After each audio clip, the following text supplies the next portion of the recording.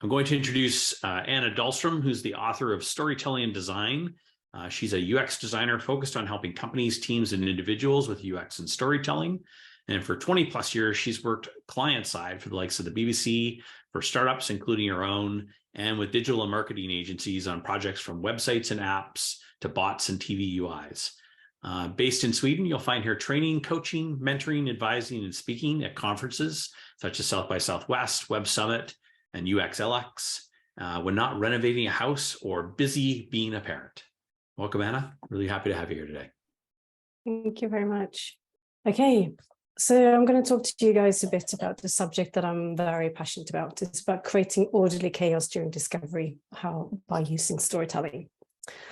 So back in, I think it was end of 2015, when O'Reilly approached me about writing my book, Storytelling in Design, they wanted me to do a book proposal. That was kind of their process. Even if it was them who kind of said, hey, why didn't you write a book for us? I still had to write a proposal so they could properly assess whether this was a book that they actually wanted to publish. And part of that proposal was to write an outline. And an outline, for those of you who don't know, is kind of like a written document that includes the main point of the story, the information that your book will include, and kind of the key points when it comes more like business books for your audience. It's kind of a little bit like a wireframe, if you so wish. What you end up writing is kind of like a bullet pointed list, or at least this is what I did for O'Reilly, of what each chapter would be about, the kind of key points that it would cover, and then a bit of a blurb in terms of a paragraph, in terms of the takeaways and everything.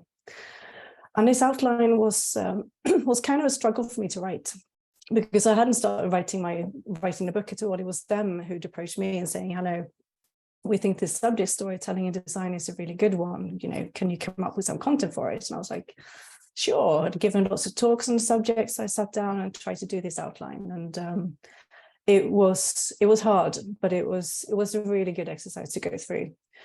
It proved to be a really great tool for me, especially when I actually started writing a few months later, when the contract and everything was kind of signed. I had this kind of slightly naive idea that writing a book would be a little bit like what Kermit is doing here. I would start from the beginning and then I'd write it to the end, and it would be quite a linear process. And I don't know where I got the idea from, but O'Reilly also wanted me to write it that way. So my first deadline was for the first 3 chapters, I think. And the process wasn't like this at all. It was a little bit more like this. I don't know how many of you guys have seen It's Always Sunny in Philadelphia, but this is Charlie. I can't remember there's something about conspiracy.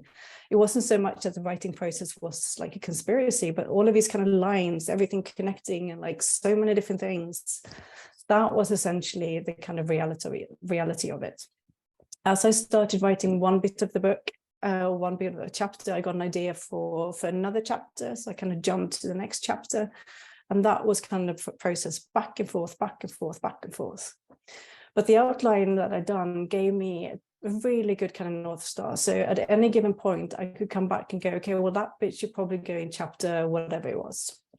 And I also used this as a way of actually structuring this slightly chaotic phase, which reminded me a lot of the start of a project. So this is an actual screenshot from my storytelling and design notebook in Evernote. I had one notebook for the book, and then I had one note for every single chapter, and then some random notes, as you can see, from South by Southwest and so forth. So every single kind of snippet that I came across, if it was a quote from an article, a quote from a book, if it was something someone said in a podcast, if it was an idea I had, something that was mentioned in a movie, whatever it was, I kind of plotted it down into the relevant note itself. And that became my point when I was working through the chapters. I kind of ticked off bit by bit, and I absolutely didn't get everything in there. But the thing that kind of happened by doing this was that I started to see kind of clear patterns between what I wanted to do and kind of the story I was going to tell. Even if I had my outline from the beginning, it started to become a lot clearer.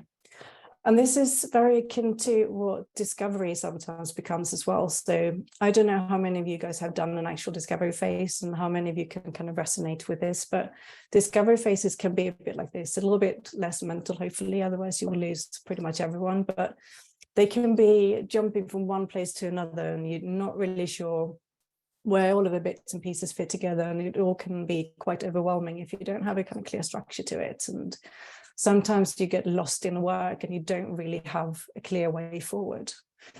But that's actually, this kind of chaos in the beginning is something that we should embrace. And it's something I mentor and coach people on actually embracing early on in a project, just kind of be okay with the fact that you don't yet know all of the answers. You don't yet have the solutions, and you shouldn't necessarily have the solutions.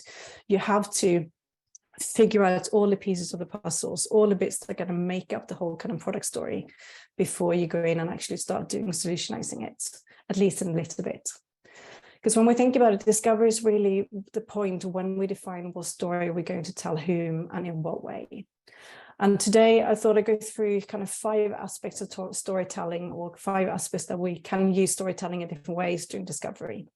The first one has to do with the parts that form the basis for your product. The second one's story your team tells about the product and its users, or perhaps don't tell. The third is the stories of your actual users and their needs. And the fourth is the plot for each feature and the overall kind of product experience. And the fifth one is how you present or what you present to others and how you do it. So, as I mentioned before, the parts that form the basis of your product story and direction, they are very much what will make the foundation for your project. So I mentioned that the outline I wrote for my book, that gave me that kind of foundation. It gave me the building blocks, the different chapters that I had to kind of build up my narrative around. And it was a really great tool to have. But what I ended up doing when I actually started writing the book was that I ended up getting lost. Even if I had my North Star, I kind of lost it somehow. Because the thing I struggled with was that I kept on writing and I kept on following the kind of the deadlines that O'Reilly wanted me to adhere to. And I wrote each chapter one at a time. I jumped a bit back and forth, but the whole process was in the beginning, was quite unstructured. And that was fine to some extent, but I really struggled with that. I wasn't able to actually see my book in a way I was used to seeing my work. And this is, not necessarily this many printouts, but during the discovery phase, we've had war rooms, we've had, when I worked for the BBC in London, we had a lot of kind of printing everything out, having it up on the walls. And that's become a really good way of getting everyone to be on the same page. Obviously, right now we use Figma a lot more. So that's kind of how we gather things in Miro boards and Figma Jam and so forth. But I struggled and I kind of lost my way a little bit. Now, in 2017, I fell pregnant and I was supposed to have finished the book before our first daughter was born. But just before she was born and I was going through it and I was essentially trying to just complete every single chapter, I've read through it and I've later learned that this kind of first draft that you write of a book is usually called the vomit draft.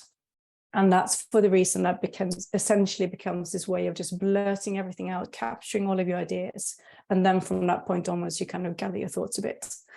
When I read that kind of first version of my book, I felt that it was a vomit draft for a different reason. I definitely didn't want that version of the book to be published. And at the same point, I started looking at every single chapter because I knew how the chapters fit together individually, or like together to form a book, but I didn't know how the chapters fit together, each and every one in themselves, and what story they would tell. But somehow I actually managed to crack this just before our first daughter was born. So instead of kind of completing it, I started completely restructuring each chapter. And the thing that really changed was the fact that I used something, kind of principles from storytelling in itself. This is called a 3-act structure, and it's from Aristotle's beginning, middle, and an end, where you have kind of the first act, where you get to know the character, you get exposed to a dramatic question, will the boy get the girl? In the middle act, the main character, the protagonist, confronted with themselves, they learn a lot, they run into troubles, and it gets kind of worse before towards the end you get the final answer. Did the boy, get the girl, essentially? I applied this kind of beginning, middle, and an end to each of my chapters because each chapter was pretty much a story in itself. So I formed a basic structure where I started each chapter with kind of a personal story that raised the relevance of storytelling for the context. I then looked at what traditional storytelling would say and would it actually be relevant for what we were working on or what we were capturing in that chapter. And then the middle part was kind of digging into the details of, how does this actually relate to product design? What's the theory from traditional storytelling? So for a reader, the kind of the plot number point 2 is, this is really great, but what does it actually mean? How do I actually apply it? And that's how I ended every single chapter, with a kind of practical ways of giving some takeaways for you to actually move forward with. And as soon as I had this structure, even if everything was still as chaotic as it was before, I had some order to things. I had buckets that I could put things in, and I knew that certain bits would have to fit in the kind of the starting, the beginning phase, the beginning act, some in the middle act, and some in the kind of resolution act. So all of a sudden things started to flow, and it became a lot easier to actually write the book. It still took a lot longer, but that's a different story. So when we look at product design and we look at discovery sometimes also needs an outline. And I've done this in different ways for different projects that I worked on. I've been freelancing for a lot of my career, pretty much, well, more than half of it. And a lot of the time when I've been freelancing, I come into a new company. People don't know me. They don't know what I do. Sometimes they don't know what UX design does. So actually what I've started doing is almost storyboarding out, like, this is what I intend to do on this project. And it might be that, I tend to want to map something out around ecosystems, do an overview of different journeys, then map out each individual journey, etc., etc. And I take this to people and I go, this is what I'm planning to do. And then I often work with strategists, or used to often work with strategists or creatives, and we will then divvy out some of this work. And the creative might say, well, I might do this bit, and the strategist might say, I might do this bit. So storyboarding the output of discovery can be a great way of actually looking at, okay, what are the different parts of the story that we need to capture here in order to move forward into the next phase, where we define things a lot more. And it all comes back to what questions you need to ask and what questions you need answers to. And this relates to number 2, the stories your team tells about the products and its users. So often our any new kind of feature that we start working on, any new kind of project that we start working on, often it starts with something like this. It's not because we come and say, like, we think that we should be doing this based on X. It's often there's a backlog, and then there's more kind of features to be built. And then they move into the actual sprint, and you have your sprint, and this is kind of you move your little cars from one lane to the other. And that's to some extent absolutely fine. But sometimes we need to kind of challenge things a little bit, just take a step back and look at, okay, well, how does this fit into the bigger story? Because the thing that we can often forget in the beginning is that someone has written down all the requirements and all of the kind of user stories, whatever it is that we work on. And we need to make sure that the stories that we tell ourselves or not tell ourselves about the product and its users, that we are aware that those will actually determine the outcome of the product itself. I'm a big advocate of using assumptions and hypotheses when it comes to work, because whatever you work on, you will always hold assumptions around how people will tend to use it, or who the users are, etc. And if you actually define those assumptions and then you define hypotheses around it to say that, okay, well, based on this assumption here, we believe that solution X will actually result in an improvement of Y, and we will know that when we do X, Y, and Z. So by doing that, you actually make sure that you capture your assumptions early on, and you hold yourself accountable and actually test them to see whether that holds true. Because the thing about the discovery phase is that this is really where you get the foundation right. This is a picture from this autumn when we just completed on a house that we were renovating.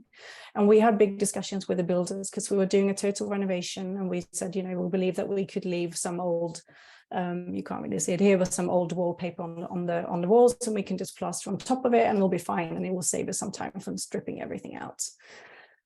And it was me and my partner who was going to be stripping everything out. And when we started looking at things, we could essentially just pull off that old wallpaper really easily. It was as dry as paper. So we kind of said to ourselves, okay, well, what we decided, that's not viable. That's not going to form a great foundation for kind of moving forwards with this house project and for building on it. This is our home that we're going to live in for hopefully a very long time. So we had that assumption, we tested it, and it turned out not to be true. So instead, we pulled out all of the wallpaper, and it meant that we had to pull out layers and layers and layers of wallpaper. But that ended up being the right decision to kind of go. And in the same way, when it comes to product design, we need to have those assumptions tested and validated so that we form a hypothesis around them. We know that we're moving forward in the right direction. And that might be that we, at the end of the discovery phase, we might have 2 different solutions that we believe to be true, and we test them with an audience in one way or another. And then we define which one is actually the way forward. Another thing that we often hold assumptions around is the uses of our products and services. So in traditional storytelling, you wouldn't have any story if there were no characters. And yet, when it comes to products and services, it's the same thing. There is no product and there is no service if we don't have any people who actually use it. Yet, we often forget to actually look at our users, and there's many reasons for it. And one of the reasons is that we all think that we tend to understand who our audience is, and we start out like this, going like, yeah, we know who our audience is. We know that it's a traveler who commutes every single day. And then when you actually start discussing it and you share your kind of view of that kind of the traveler who travels every single day, you realize, oh, we actually have slightly different views of who that traveler is. And by working together and defining who your users actually are, you start to form that kind of same picture in your head about who users actually are. So even if personas have been getting a little bit of a kind of a slave for not being that valuable, I'm one of those who believe that they are super, super, super valuable. And it doesn't mean that you need to spend weeks and weeks on them. But just working with jobs to be done and just saying, someone needs to do X, Y, and Z, it's not really what's going to move people to really connect with people. Because the thing that personas, the reason we tend to give them a name and the reason we have a picture, something that visualizes them, is the same as it is in kind of storytelling. It's the characters that we connect with emotionally. And if we don't connect emotionally with our users and the people we're actually going to be designing for, we're not vested into what actually matters for them. It's easy to just brush them off and think, oh, well, it doesn't really matter that much.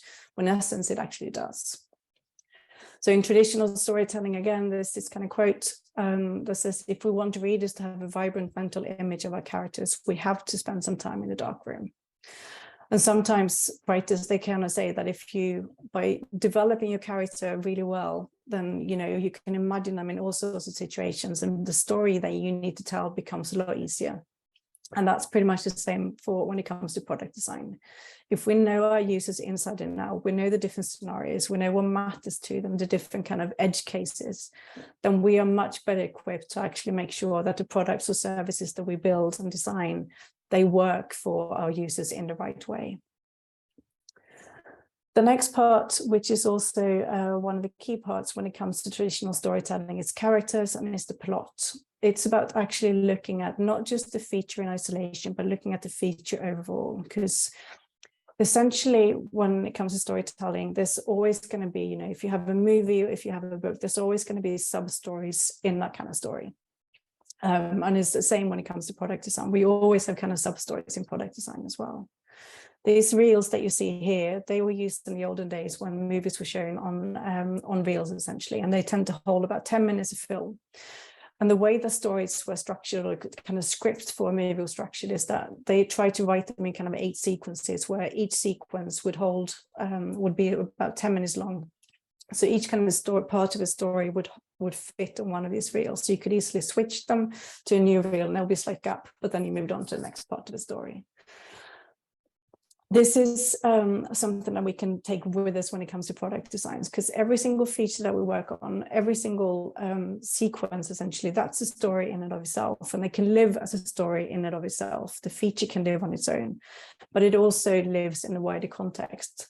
And that's the importance of understanding, our big product story. What is that story from beginning to end, and what's the middle in between? When you look at traditional kind of purchase cycles, for example, so if you imagine that someone, if you have a consumer product or if you have a B2B product, there will be different stages that your users and potential users will go through, from awareness, when they realize the need, they start to consider it and then decide to look into it, for example. There you have a kind of a beginning act, you have a middle act, and you have an end act. And then they start to consider it, they do the kind of decide to do the research, they compare all the products. That's the kind of a messy phase where it often gets a little bit worse and then it gets a bit better. And they make a decision whether they're going to buy it or not. They add it to the basket, they register and start checkouts, they pay and get confirmation. Like pretty much every single product and experience can be broken down in this way. Sometimes there's not going to be that many stages, and sometimes for a small feature you want to have as much, but there's always going to be a beginning and a middle and an end to every single feature that we build. And the important thing to remember when we do really great product design is to try to make sure that everything fits together. In good storytelling, everything happens for a reason. And in the same thing should be the case when it comes to product design. There should be this kind of red thread, as we call it in traditional, or in Swedish actually, this kind of thorough line that goes through it, or this theme that binds it all together and makes sure that the user feels like they're part of the same experience, even if it's a different part of an application or a website or an app. And then number 5, what you present to others and how you do it. So when it comes to discovery, we started talking about that sometimes discovery phases can be a bit like this. It's if we present the discovery findings and the kind of the chaos of the discovery findings like Charlie is doing here, presentations aren't going to go very well. When it comes to doing discovery, we have this it's all about kind of making sure that we tell the right story to the right person in the right way, and we develop the right product for the right people in the right way. And a little bit it's the same when it comes to discovery and how we kind of present the work. It's about telling the right story to the right stakeholders and clients in the right way. So think about the experience of kind of presenting back discovery as well, because sometimes this is what's holding people back from doing discovery. People kind of feel like, it's too complex, people don't get it, it's just better to move into solution mode straight away. Then we can present some pretty pictures and people kind of understand it. But when it comes to presenting work, you will always have people who respond to things in a different ways. You will have your stakeholder who prefers to have a summary. The other one wants all of the details, and the third one just wants the process and all of the details. And sometimes, just to complicate things, they want things in a different order. So if the stakeholder wants the summary, they want the summary, but before you tell the summary, they want to know the process. Someone who wants the details might want to get the summary first so they know what's to come. Like it's about understanding people and understanding how you can tell your story to them in the best way. And the same principle that I applied to the structure of my chapters can be applied to presentations as well. So when you're presenting discovery findings, try to think about, okay, what's the flow that you want to take them through? Like, how does that story actually map out? Think about, if you start with a learning, or if you start with what they're going to be taking through today, depending on what kind of barriers you might have with stakeholders, you might need to switch them around, or you might need to do them in a different way. But every single presentation is essentially a story and a user journey, and we do well by understanding them. And this is also where we can actually start mapping out, how we want the experience to be. So discovery can be the ones that's kind of really tricky and for people to kind of drop off, or they don't get it, or they get overwhelmed. So if that's the case, make sure that when you do your presentation, that you build in points in the presentation that are a little bit kind of lighter, that feels a little bit more kind of lean back potentially, or something that wows them a little bit. So you have this kind of ebb and flow in the emotional response of the presentation. And again, that same kind of exercise that I showed you before, kind of storyboarding things out in terms of output for discovery phase, you can use that for the presentation structure as well. So that's kind of one way of really simply adding a bit of structure to that discovery phase. Trying to identify what you need to do and why, so go through all of your kind of questions and then try to map it out in terms of how you actually present it back. So of course, you can build great features and great products without doing proper kind of discovery. And what I talked to you today about defining the parts that form the basis of your product, so make sure that you understand, okay, in the discovery, what do we actually need to go through? Making sure you capture the stories your team tells about the product and users, or maybe don't say. Those are really important, because there's always a starting point of, what people say that's going to be kind of driving the way forward. And making sure you understand who your users are and the stories that actually matters to them. That's really, really key for making sure that you develop the right product for people. And defining the plot, looking at that kind of overall picture, and then how the individual features or the outcomes fit into that kind of overall picture. And then adapting how you present to others and how. Those are 5 ways in which you can try to create a bit more kind of order in that kind of chaotic discovery phase. So if you think about trying to define things a little bit more upfront, what that often results in that you can do less rework. So when I started writing my book, it was the first book I ever wrote. So I had no experience in how to do it. And I spoke to people I knew who'd written books. But the first thing you do something, it gets a little bit tricky and you will have to spend some time learning. But sometimes actually having that kind of structure up front, it would make it a lot quicker. So if I was to write a second book, I would probably start with an outline for the whole book and then do an outline for each kind of chapter, kind of a framework that each chapter would follow if that was the kind of book I was going to write. And in the same way for you guys today, some of the stuff we talked about, that can provide a bit of a framework for you to go through to make sure that you capture all of the things we talked about before. So the different parts, like what do you actually need to define? What are the questions that you need to ask? Everything that you kind of talked about today, that can help hone everything in a little bit. Because in the end, it all starts with the why. That's the kind of the reason for why you're doing something and how you're going to do it. And the kind of traditional saying of asking why, however many times it takes, eventually we'll have an answer to it. But I hope that was useful. That was my little spiel today about how to use storytelling to create a bit more orderly chaos. Thank you very much. Wonderful. Thanks, Anna. I really, really appreciate it. We'll jump into some Q&A here and leave some time for people to add their questions to the Q&A. We'd love to hear from you. Anything that Anna can answer for you on that side. But maybe to get things started, I guess on this side that I'm kind of interested in, I think you've shared a really great framework here in terms of the 5 steps to kind of consider as part of this. But I think where a lot of people maybe struggle is just in being natural in their storytelling, being comfortable in essentially telling that story, period, like, you know, the dialogue of it. I'm curious, maybe like tips that you can share on that side in terms of how people can approach that or get better at that. Is it or it's just a matter of like practice? Like, what have you found helpful on that side?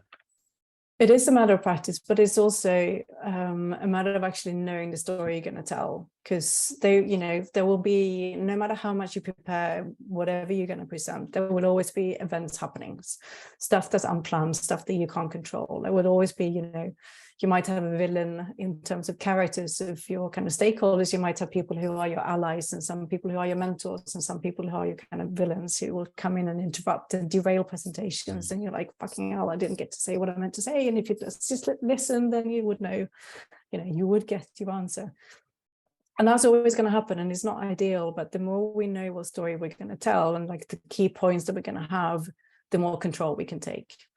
Yeah. So great storytellers, they have tools in the back pocket, like for when it comes to product designs, having data, stats, or anything that can back things up, having references. It might not be, they can be completely non-related to the subject you talk of, but they can have to do with like what I've shared before by kind of, shopping or whatever, like something that people can relate to. That can also help people understand points a bit better, understand the why. So if there's a challenge where you think something is important and that other stakeholders don't, if you can tell a similar story and resonate it, or you can ground it in a persona or actual person, then that will hopefully cut through a bit more.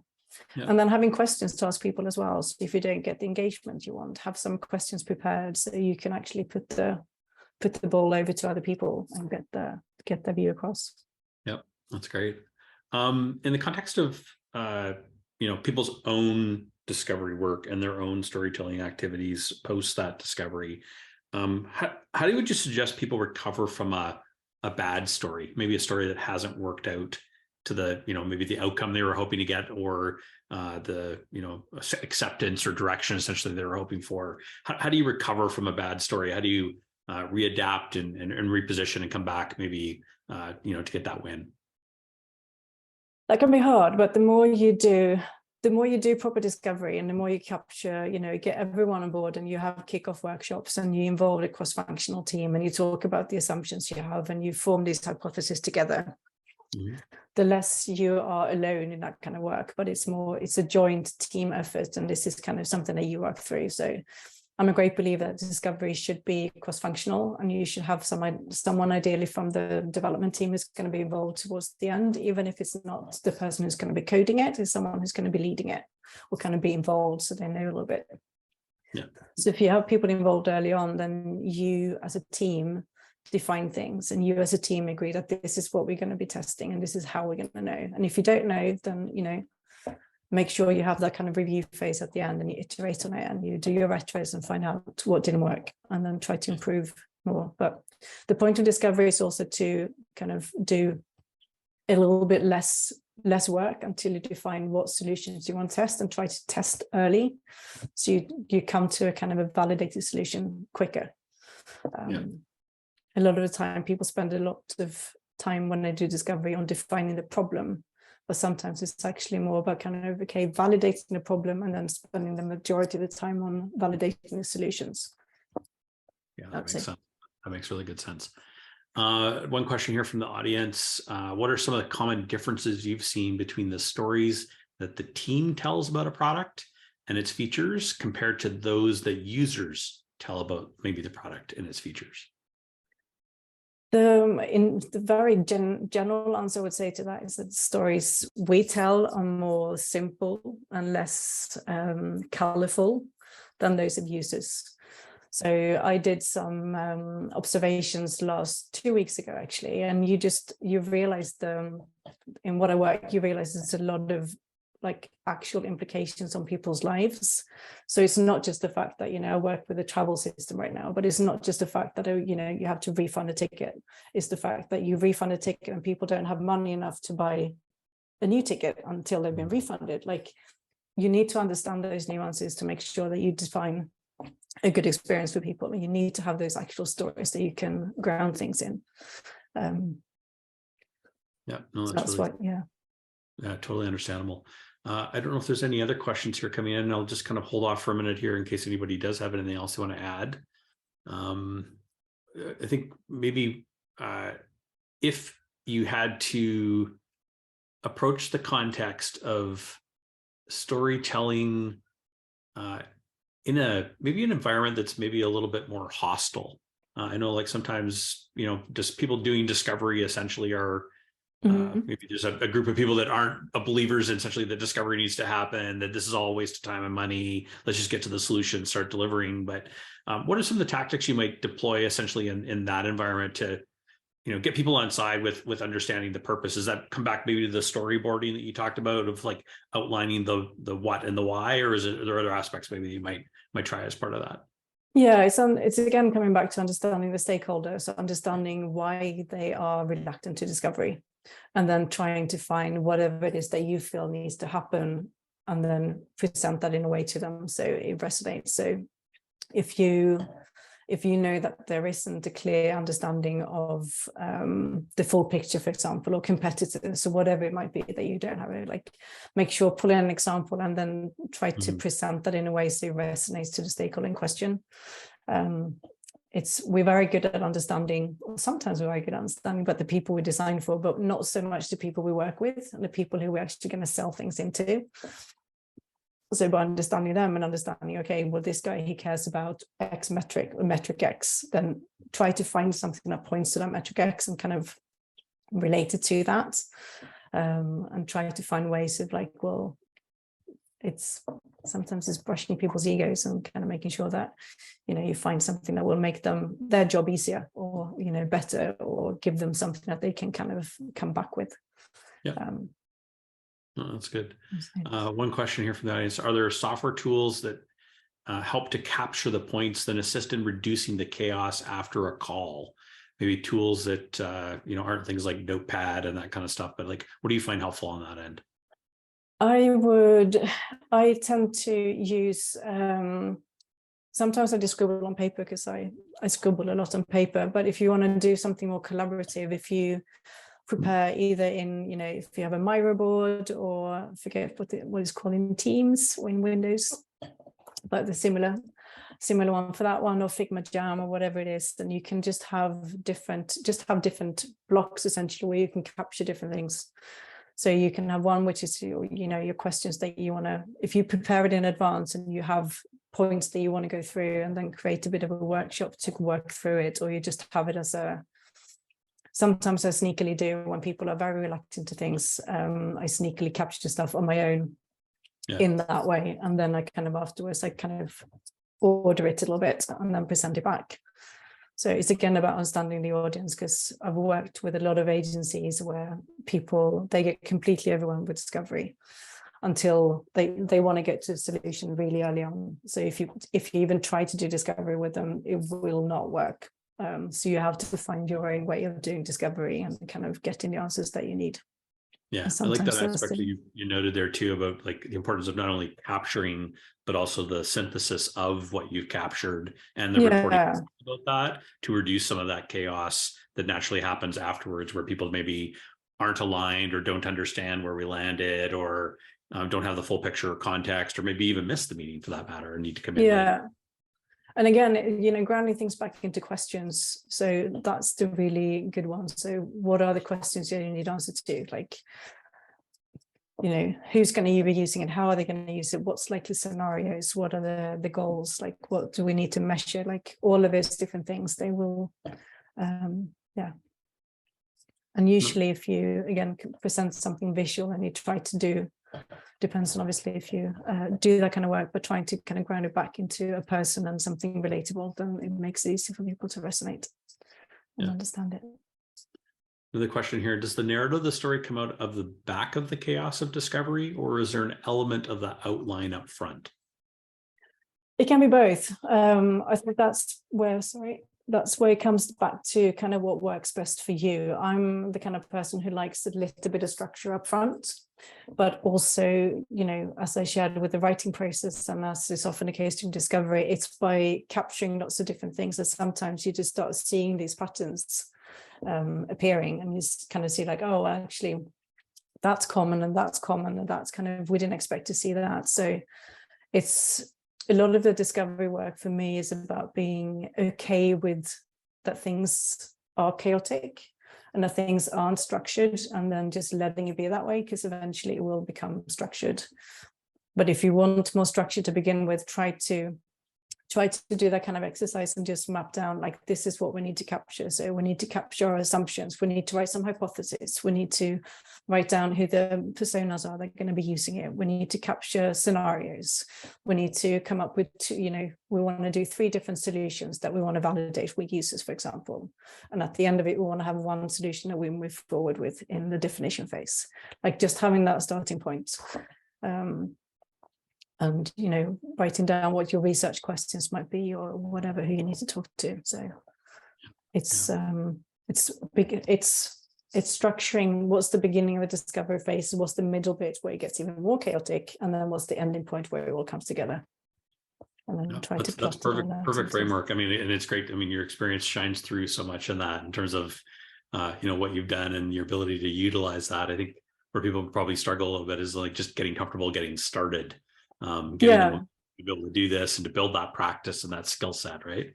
Yeah, for sure. Yeah, that's awesome. I think that's it for questions today. So thanks very much, Anna. I really, really appreciate it. Just before we kind of sign off on things, I'm going to share a few closing slides here. We do have our post-event survey. Invite everybody to please share your feedback. We like to share that with our speakers, and it also helps us produce great events here within the community.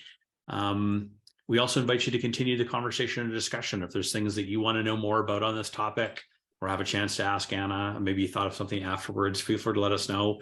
We'd be happy to answer those there, or make Anna available to answer those on that side as well.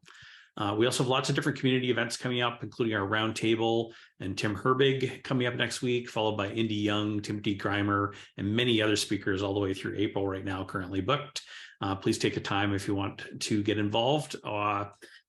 To consider becoming as well a speaker at one of our events. We're particularly interested in finding lots of different people to contribute their thoughts and ideas around their practices.